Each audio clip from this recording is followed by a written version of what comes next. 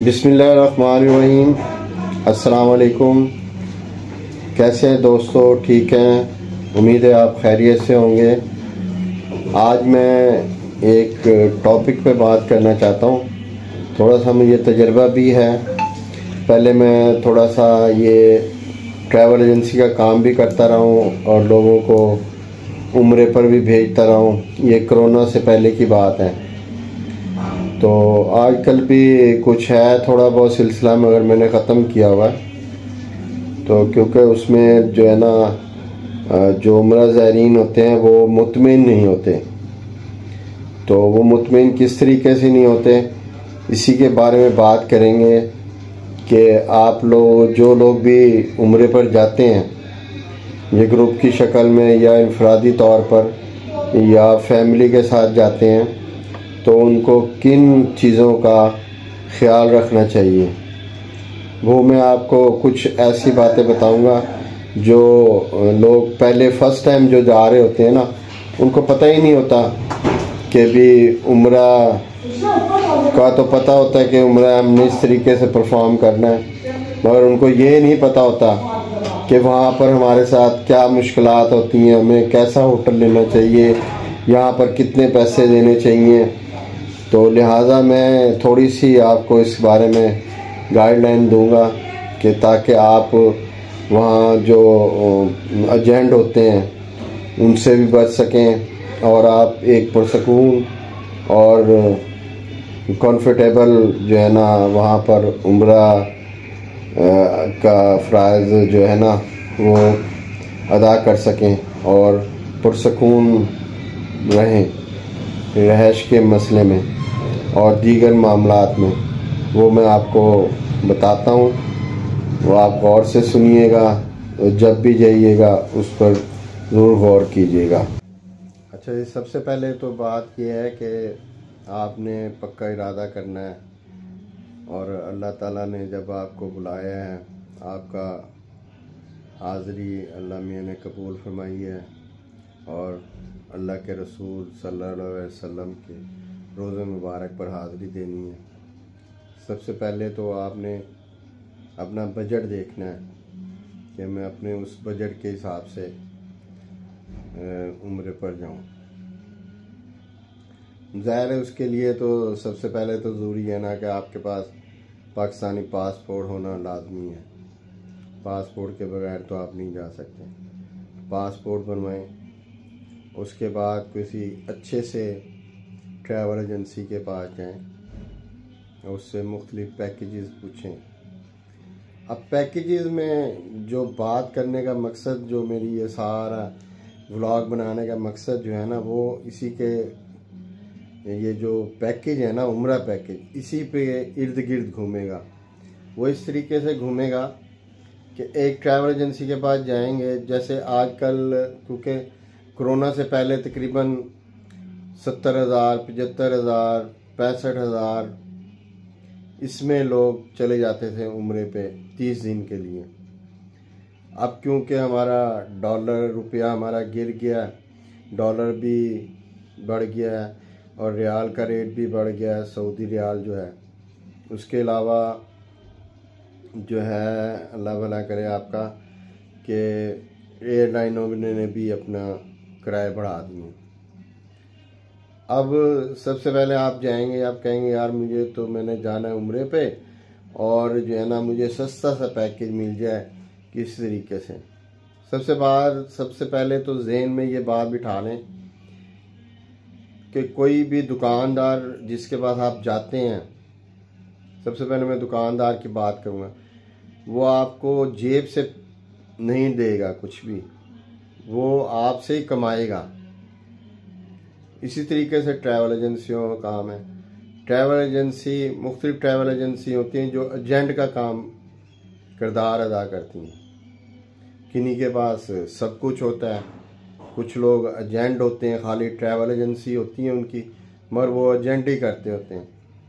अब एक एजेंट के पास इस वक्त जो है कम से कम जो है ना 1 लाख और 75,000 का पैकेज चल रहा है 30 दिन का। तो ये यानी कि बिल्कुल लो क्लास की बात कर रहा हूँ मैं। ठीक है। अब आप जाएंगे दूसरे के पास जाएंगे, वो कहेगा मैं 1,00,000 जो है ना 65,000 में ले जाऊंगा। एक के पास जाएंगे वो कहेगा 70,000 में ले जाऊंगा, क्यों कहेगा मैं 1,60,000 में मैं आपको भेज दूंगा। तो अब इस सिलसिले में बंदा जो है ना कंफ्यूज हो जाता है, वो कहता है यार मैं तो जो मुझसे सस्ता पैसे दे रहा है, पैकेज दे रहा है, मैं तो उसी से जाऊंगा। अब आपको अंदर वाली बात का पता ही नहीं होता क्या मसला है। उसके बारे में मैं आपको बताता हूँ कि क्या मसले मसाइल होते हैं। अच्छा, सबसे पहली बात तो मैं आपको ये बता दूं कि टिकट जो है ना इस वक्त अगर आप वाया की टिकट लेते हैं या डायरेक्ट एयरलाइन की टिकट लेते हैं तो थोड़ा सा फ़र्क है, 10-15 हज़ार 10,000 रुपये का तकरीबन फ़र्क है। PIA की टिकट इस वक्त कोई 10,000 8,000 रुपये की चल रही है। इसी तरीके से सऊदी एयरलाइन की वो 12-13 हज़ार रुपये की है। एयर ब्लू है, मुख्तलिफ यानी कि PIA की वो सब जो है ना इस तरीके से हैं। वाया की है तकरीबन 1,00,000 रुपये की टिकट है या 95,000 रुपये की टिकट है। तो ये तो हो गई टिकट। अगर आप डायरेक्ट एयरलाइन में जाना चाहते हैं तो कम से कम 1,10,000 रुपये की टिकट हो जाती है। उसके बाद आती है वीज़े की बारी। अब वीज़ा जो है ना इस वक्त आपको 800 रियाल में दे रहे हैं वो लोग। 800 रियाल में एक बंदे का वीज़ा लगता है, जिसमें इंश्योरेंस भी है, कुछ उनके अपनी फीसिस वगैरह भी हैं, कोई सर्विस चार्जेस हैं, इस तरीके से मिलाकर, और 66 रुपये का 1 रियाल बनता है। तो 800 रियाल का तकरीबन जो है ना 55,000 रुपये का वो हो गया।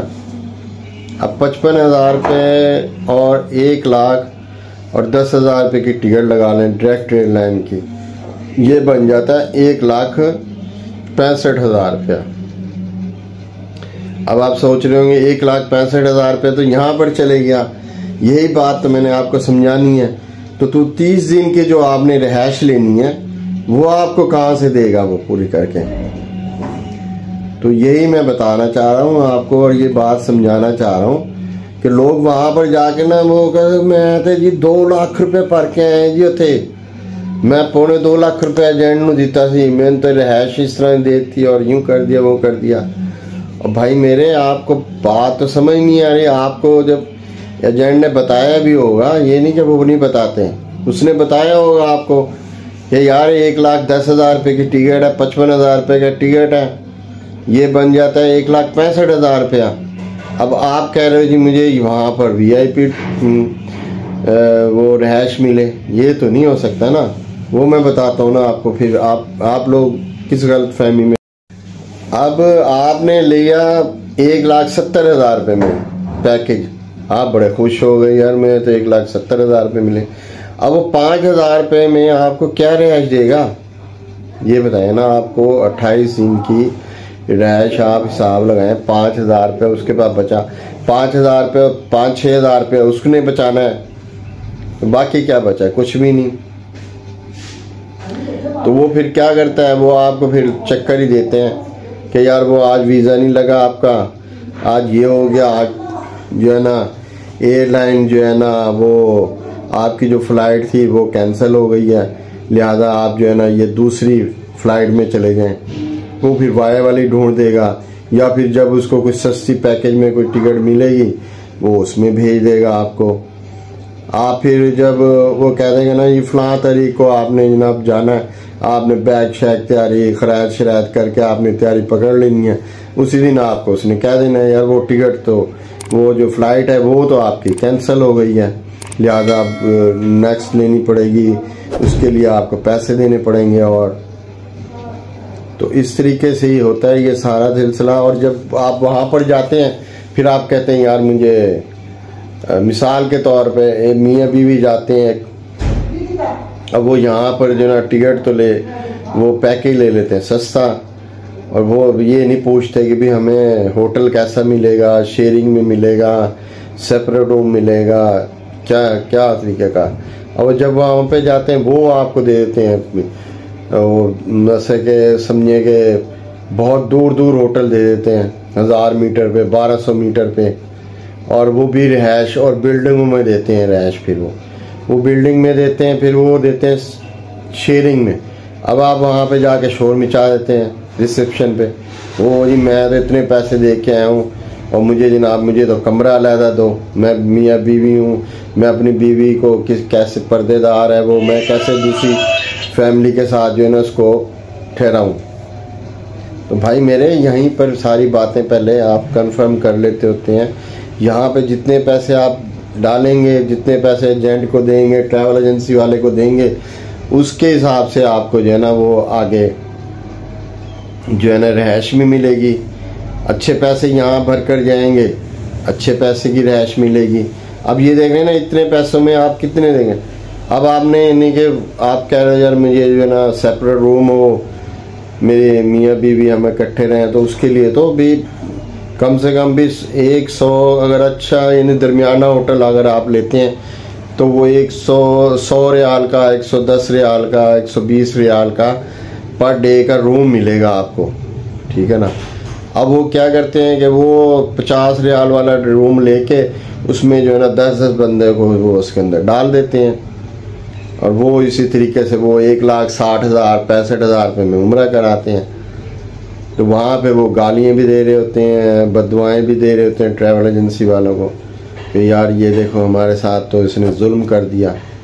और भाई जुल्म तो आपने अपने साथ किया। आप जितने पैसे यहाँ पर लगा के जाएंगे उतने पैसे आपको उसका ही वहाँ पर रिवार्ड मिलेगा उतना ही, बजाय इसके कि आप वहाँ जाके शोर मचाएं। उससे परेशानी से बचने से पहले आप एजेंट से हर बात तय करें, भाई मैंने इस तरीके से रहना है, मुझे अच्छी रिहायश चाहिए, ये आप इतने का टिकट है, इतने का वीज़ा है, इसके अलावा रिहायश बताएं आप 28 दिन की या 21 दिन की या 15 दिन की, भाई कितने की मिलेगी वो। फिर आप लगाएं कि आपने यार डेली मैंने 2,000 रुपये डेली वाला होटल लेना है, पाकिस्तानी 2,000 रुपये वाला लेना है, या 3,000 रुपये वाला डेली वाला होटल लेना है, 4,000 रुपये डेली वाला लेना है।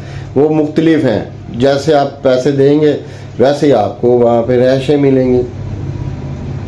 लिहाजा मकसद यही था मेरा ये आपसे बात करने का कि लोगों की गलतफहमी ये दूर हो जाए, ताकि ट्रैवल एजेंसी वाले भी बेचारे जो है ना उनको आप बददुआएं देते हैं, गालियाँ देते हैं वहाँ पर जाके, तो उससे बचें, आप भी बचें और अल्लाह के घर जाएं, दुआओं के लिए जाएं, लोगों के लिए दुआएं करें, अपने लिए दुआएं करें और अच्छे पैकेज में जाएं।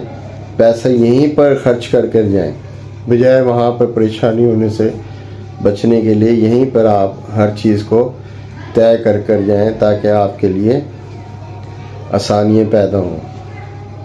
मकसद ये था किसी भी आपको जो है ना समझाने की बात, शायद आपकी समझ में भी बात आ जाए, और उम्मीद है कि आपको ये मेरी बातें पसंद आई होंगी। आप अगर मेरे चैनल पर नए हैं तो प्लीज़ इसको सब्सक्राइब करें, लाइक करें और शेयर करें और कमेंट्स करें। और थोड़े दिनों तक मैं भी इंशाल्लाह उम्रे पर जा रहा हूँ, तो आपको वहाँ से लाइव भी दिखाऊंगा और डेली व्लॉगिंग भी होगी इंशाल्लाह, आपको सारा सिलसिला बताएंगे। अल्लाह हाफ़िज़। Thanks for watching.